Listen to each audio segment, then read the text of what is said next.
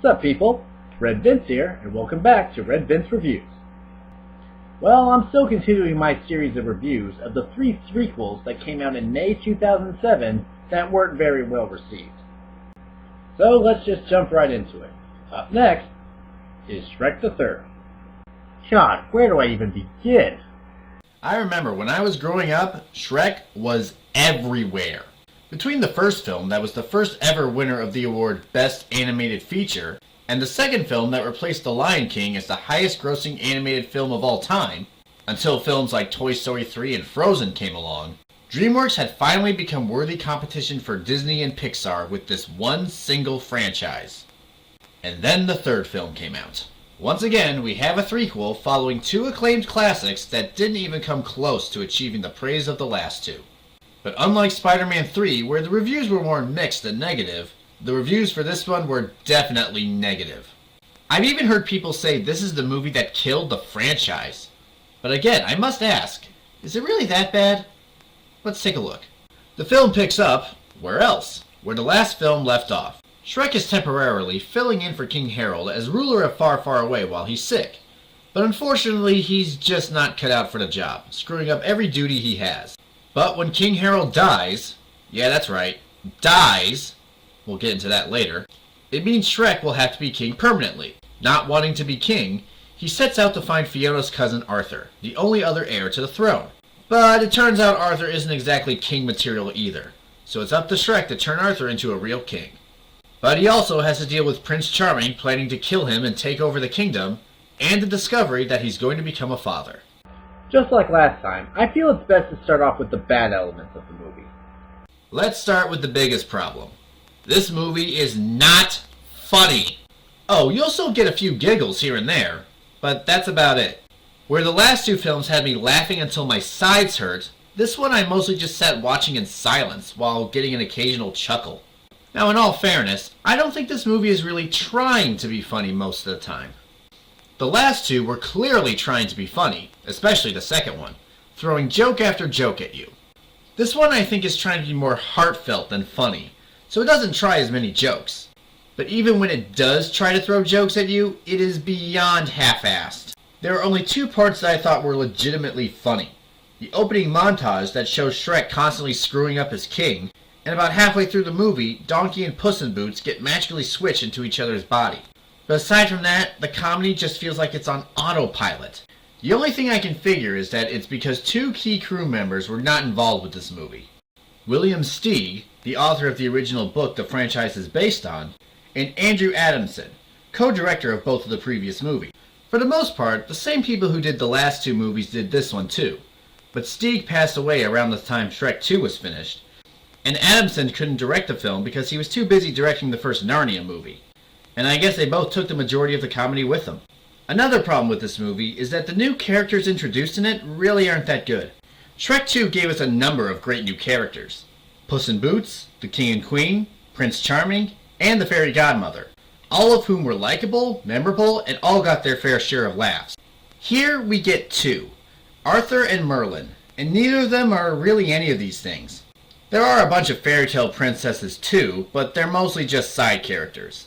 Arthur and Merlin are the only new main ones, and they're both pretty mediocre. Merlin is, honestly, just a completely pointless character. There's nothing about him that's really essential to the story or anything. He's just sort of there for some reason. The only thing of significance he does is that he magically transports Shrek and the others back to Far, Far Away after they learn the kingdom is in trouble. But aside from that, you can just completely cut him from the movie and you wouldn't miss anything important. Now, I'd be willing to overlook that if he was funny or interesting, but he's not even that. Now granted, Eric Idle is clearly trying his hardest to bring something to the role, but there's just nothing to him other than being a little nuts. And on a side note, how come he never wears pants in this movie? Just, why? He's not annoying or hateable or anything, it just feels like there's no point to him. It's not like they set him up to be a potentially great character and then they just failed to deliver. That's what Arthur is for. Yeah, this guy is a pretty big letdown. Again, I'll give credit to the actor Justin Timberlake for trying, but his character is just not written very well. In all fairness, they do make him pretty sympathetic by giving him a backstory of being abandoned as a kid and having him be picked on at school by everyone, and I mean everyone. Even the nerds are picking on him. How can you not feel sorry for this guy? And also, you can understand his self-doubt about whether or not he will be a good king, because, let's face it, it's a very difficult job. Being the ruler of a kingdom has a lot of responsibility to it, and it can be very stressful. Who wouldn't crack under the pressure when they suddenly get thrown into it? Plus, spending the majority of your life getting bullied all the time can't be doing your already low self-esteem any favors. But here's the thing. The ultimate reason we feel sorry for him is because we want to see him become a good king. We want to see him go from this geek everyone picks on to this great ruler everyone can respect and look up to. But by the end of the movie, I don't feel Arthur has changed at all. He's still the same loser he was at the beginning, except now he's king.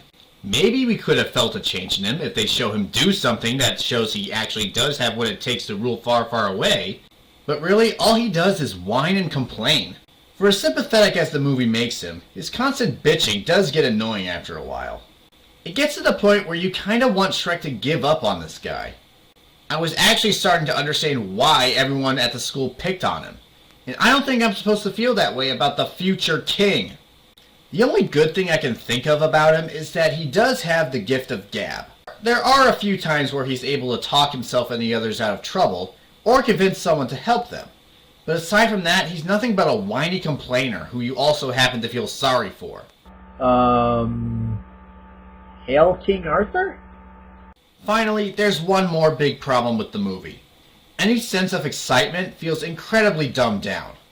The last two movies weren't always the most action-packed, but they both had their share of great action scenes, like the escape from the dragon's lair in the first one, and the race to the castle in the second one. Both of these scenes, among others, keep you invested, excited, and are just a ton of fun to watch.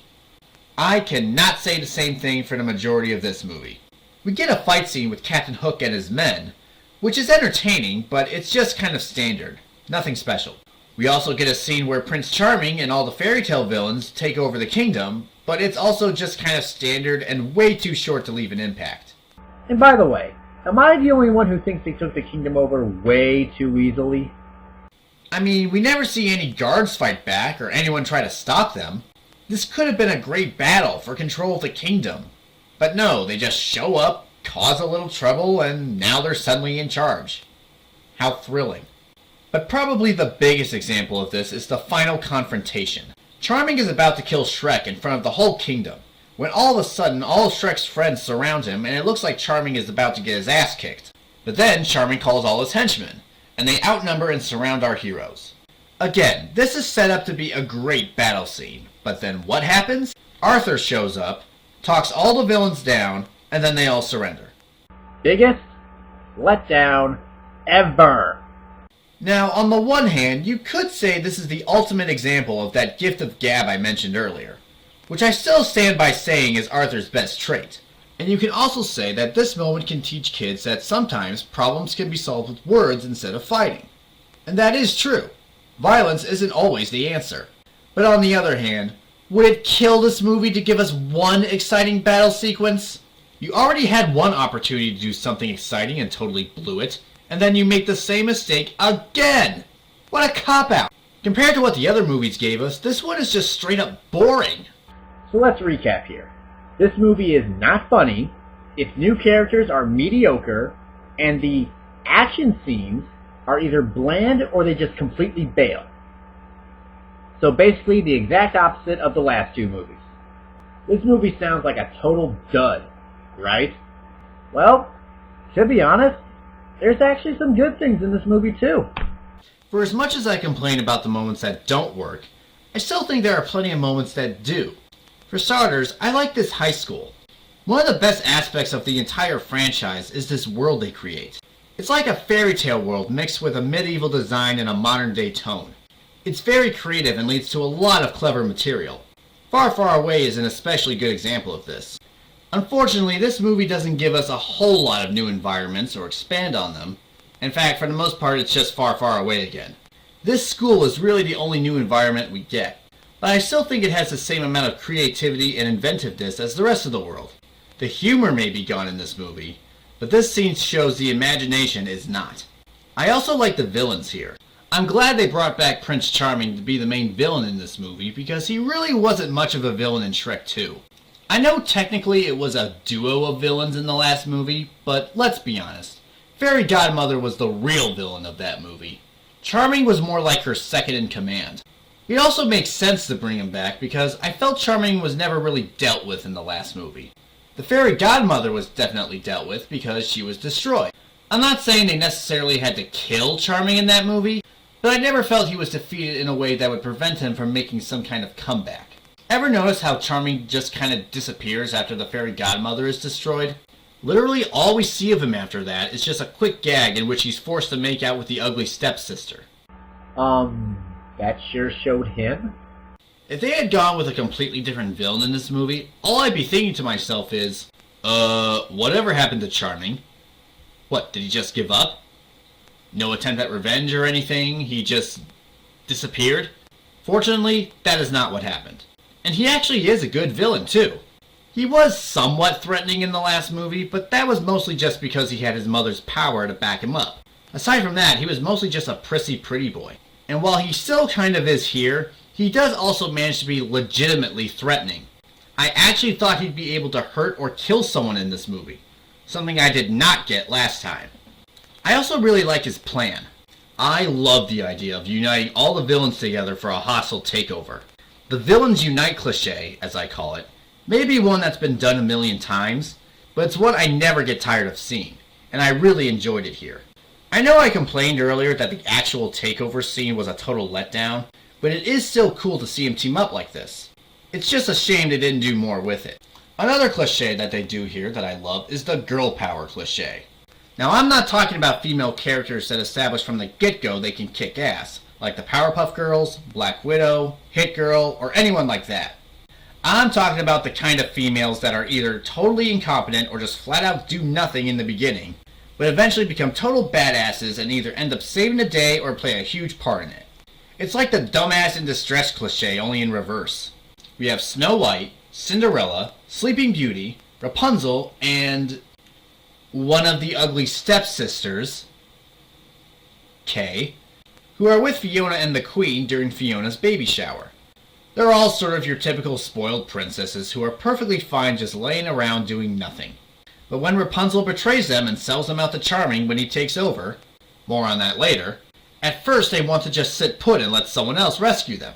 But then Fiona and the Queen convince them to rescue themselves and they bust out of imprisonment and try to save the day on their own. It's pretty awesome to watch, and it's actually the only exciting action scene in the whole movie. Speaking of cliches, one I appreciate they actually didn't do in this movie is the screw-up becomes a hero cliche. Now don't get me wrong, I love zero to hero stories. It's another cliche I never get tired of seeing. But the downside of it is, it does make the story predictable. You know exactly what's going to happen.